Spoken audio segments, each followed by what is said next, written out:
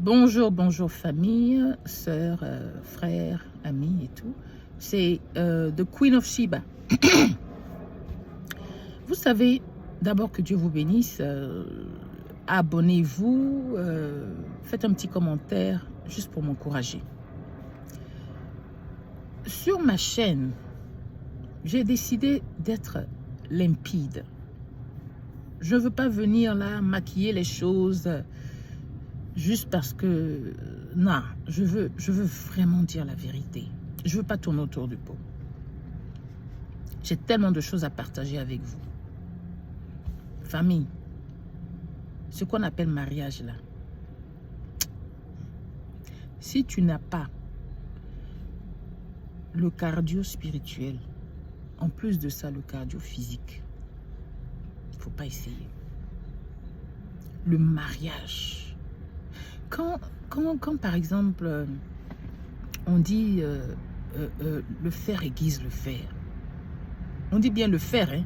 On ne dit pas que le fer aiguise quelque chose d'autre, hein, mais c'est deux matières, deux mêmes matières qui s'aiguisent, deux êtres humains qui s'aiguisent. C'est là que tu vas voir que le mariage, si Dieu n'est pas ta force, tu ne vas pas tenir dans ton mariage. Mon frère, ma soeur, passez du temps dans la prière. Demandez au Seigneur, à mes soeurs, c'est vrai que tu veux te marier. C'est un désir normal. C'est une institution instaurée par Dieu. Donc c'est normal qu'on ait ce fort désir-là. C'est tout à fait normal. Et je t'encourage à cela. Mais je t'encourage aussi à prier, demander au Seigneur de te préparer à ce temps-là que lui va te donner. Qu'il te prépare côté caractère. Que les fruits du Saint-Esprit vraiment soient manifestes dans ta vie. Que tu sois une femme forte, patiente. Qu'il prépare ton cœur. Ton cœur. Prépare tout ça dans la prière. C'est beau de décrire qui tu veux. Tu veux qu'il soit grand, tu veux qu'il soit comme ça. Tu veux que je veux un homme mûr, je veux un homme ceci, cela. Oh, je veux une femme de ce genre. Une femme grande, claire. Enfin, une femme qui prie. Tout ça, c'est bien beau. Mais est-ce que toi-même, tu pries pour que Dieu prépare ton caractère? Pour que Dieu te façonne. Le mariage, c'est là que tu vas voir qui a mis l'eau dans le coco. Le mariage est très beau. C'est un cadeau du ciel. Quand c'est préparé selon les directives de Dieu. Sincèrement. Même dans ça, il y aura des tribulations. Mais tu vas plus voir cette beauté-là. Parce que là, c'est-à-dire tu fais comme tu prends la direction même de Dieu. Tu suis ses règles.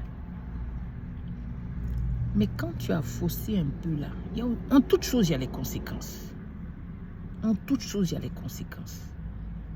Écoutez, sincèrement, le mariage n'est pas facile. Deux personnes de cultures différentes, avec des habitudes différentes, des manières de voir différentes, des opinions et tout. C'est-à-dire tout est différent. Et puis vous vous mettez ensemble. Vous pensez que quoi? Quand la parole de Dieu dit, l'homme quittera son père et sa mère, et il s'attachera à sa femme, et ils deviendront une seule chair. Il n'a pas dit, ils sont une seule chair. Il dit, ils deviendront. Ça veut dire que c'est un processus. C'est un travail. Je ne vais pas dire à court terme, à moyen terme, mais c'est un travail à long terme. Dans ce processus-là, tu vas savoir si tu es patiente ou pas. Dans ce processus-là, tu vas découvrir des choses qui sont enfouies en toi. Et tu ne savais pas que tu étais comme ça. Tu vas savoir, mais tu vas découvrir que je suis rancunière comme ça. Tu vas découvrir que tu n'arrives pas à pardonner parce que les plaies du mariage, là, ça va dans le cœur. Ça fait mal. Tu vas découvrir des choses pas possibles. Mais en même temps que tu découvres ces choses-là, derrière ces choses-là se trouve une force de caractère. Tu es forte. Mais tu es fort. Mais c'est dans le mariage là que ces choses-là vont être forgées. C'est-à-dire ça va être activé. Pour que tu arrives là où ça va commencer à briller comme le diamant, tu vas passer par le pressoir. C'est-à-dire, on va t'énerver, ton mari va t'énerver, ta femme va t'énerver. Tu vas même remettre ce que Dieu t'a dit en cause. Tu vas remettre ça en cause. Est-ce que c'est vraiment elle? Est-ce que c'est vraiment lui? Je vous assure. Donc, tu vas rencontrer un caractère, tu vas dire, mais tout ça là, je ne voyais pas quand on faisait les sorties et tout. Non, quand on fait les sorties là, chacun maquille son mauvais côté. Hein. On veut toujours être bien. Même quand tu as envie de tousser, mais tu veux tousser même avec un certain style. Moi, j'ai vu... j'ai vu moi, mon mari, un jour là, j'étais avec lui et puis il voulait faire la sieste. Il était couché, mais il a arrangé son visage. C'est-à-dire, il souriait quand il dormait. Qui sourit quand il dort? Tellement il veut sembler beau. Tu comprends, non? Vous comprenez? Il souriait. Mais maintenant, là, quand il dort, là, sa bouche est penchée. Puis, le vrai est sorti maintenant. C'est pour vous dire quoi? Ah, mon frère, ma soeur, prie pour que Dieu prépare ton caractère. Parce que tu vas voir des choses. Non seulement avec ton mari. Vous allez vous découvrir tous les jours avec votre épouse. Là, c'est tous les jours, vous vous voyez. Le matin, vous dormez ensemble, vous vous réveillez. Tu vas avoir des choses que tu ne pouvais pas imaginer. Tu vas avoir un comportement même. C'est maintenant, la femme, elle va faire comme une petite fille. Elle va faire comme si elle ne réfléchit pas. Le monsieur aussi, tu lui expliques des choses, il fait comme s'il n'entend pas. Entend, tu demandes son attention. Avant, il te donnait l'attention. Hein. Maintenant que vous êtes mariés, c'est-à-dire son authenticité, la même ressort. Tu vas avoir une certaine négligence. Et tu vas te fâcher, tu vas t'énerver. Mais si c'est lui que Dieu t'a donné là, tu vas faire comment? Tu vas donc à papa. Tu vas chez papa. Et puis tu parles. Appeler les amis, les frères, les soeurs, là, surtout les familles, ce n'est pas la solution. Va parler à papa. Papa, j'ai mal. Voici la situation. Maintenant, lui aussi, il va te parler. Tu vas lui parler, mais il faut aussi l'écouter. Et très souvent, ce qu'il va te dire, là, tu ne vas pas aimer. Tu ne vas pas aimer. Il va te dire, concentre-toi sur ta personne. Je suis en train de travailler ton caractère. Quand ton caractère va être travaillé là, quand je vais me voir en toi, tu vas voir que tu vas regarder ton mari autrement. Marie, toi aussi, il va te dire, c'est sur toi que je travaille. Parce que je t'ai dit que tu dois aimer ta femme, comme Christ a aimé l'Église et a donné sa vie pour elle.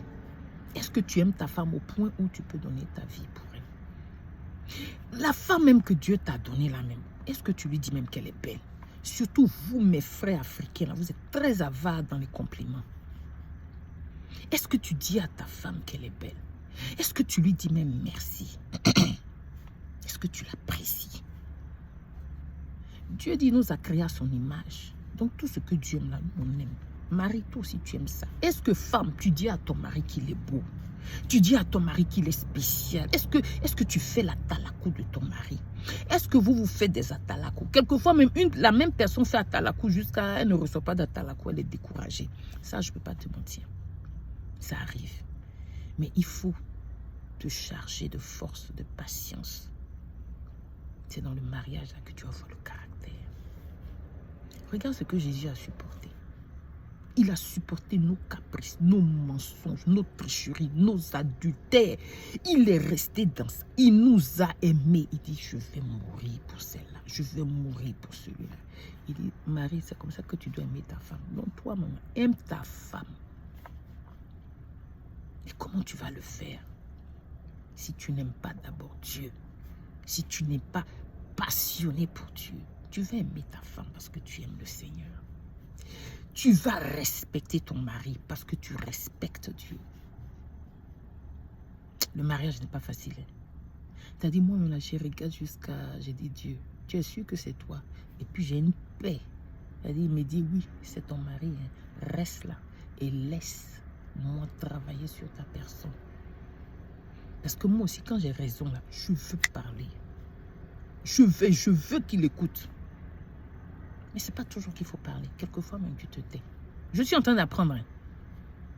Je suis à l'école. Je suis en train d'apprendre. Ma soeur, sincèrement, il faut te préparer. Prépare-toi. Dieu va te bénir. Mais prépare-toi dans la prière. Dans la prière, dans le jeûne. Demande au Seigneur aussi qu'il y ait cette compatibilité-là, prépare-toi. Il y a beaucoup qui sont précipités dans les mariages sans attendre le feu vert de Dieu. Oui, c'est lui, mais est-ce qu'il t'a dit, va maintenant, va le faire? Donc, quelquefois, on anticipe les choses et on reçoit des coups. Mais le temps que Dieu voulait te donner, là, pendant ce temps-là, il voulait aussi te préparer à certaines choses pour que quand ça vient, là, quand ces choses vont arriver, à cause de ta préparation psychologique, émotionnelle, physique, surtout spirituelle, tu sauras amorcer ces choses. Ça va être amorti parce que ton cœur est préparé. Mais très souvent, on n'est pas préparé spirituellement. On se prépare physiquement. On achète les fleurs. On coordonne les couleurs. On cherche les filles d'honneur, les salles, la robe, la coiffure. Tout ça, c'est-à-dire on est porté sur tout ce qui est cosmétologie, tout ce qui est extérieur. Mais l'intérieur n'est pas préparé. Et c'est ça notre problème. Si moi, personnellement, je devais refaire les choses, je n'allais pas me précipiter. Pas parce que je ne veux pas me marier. Oh, j'aime mon mari. Mais ce que j'allais faire, j'allais passer plus de temps dans la prière. Lui et moi, dans la prière. On allait prendre un véritable temps de jeûne. Parce que quand tu rencontres ton mari, là, si la famille de ton mari, c'est des religieux, tu vas rencontrer les autels de la famille de ton mari. Ou les autels de la famille de ta femme. Ils vont venir, ils vont t'attaquer. Et si tu es préparé spirituellement, tu sauras comment aborder ces choses-là. Donc, c'est juste un petit conseil que je partage avec vous aujourd'hui. Je dis cela parce que je vis certaines situations et donc ça me fortifie, ça m'éclaire. Mais heureusement que j'ai des gens avec qui je prie. Et je profite de cette occasion pour dire à ma sœur Nadine Yahweh, tu es une vraie sœur, tu es un trésor et je t'aime tellement. Tu me soutiens beaucoup, tu me donnes beaucoup de conseils. Quelquefois tu m'énerves, mais je t'apprécie beaucoup. Tu es une personne rare sur cette planète-là. Vraiment. Que Dieu te bénisse. Que Dieu vous bénisse à vous, frères et sœurs, qui priez pour les uns et les autres, qui priez pour les mariés. Et vous, mes sœurs chrétiennes, vous, mes sœurs, mes frères et sœurs, chrétiens ou pas chrétiens, qui aspirent au mariage. Laissez-moi vous dire, le mariage est une institution de Dieu. Et donc, il faut passer par les voies de Dieu pour vraiment réussir dans la chose. Que Dieu vous fortifie. Je vous aime très fort, je suis au travail. Allez, bye bye.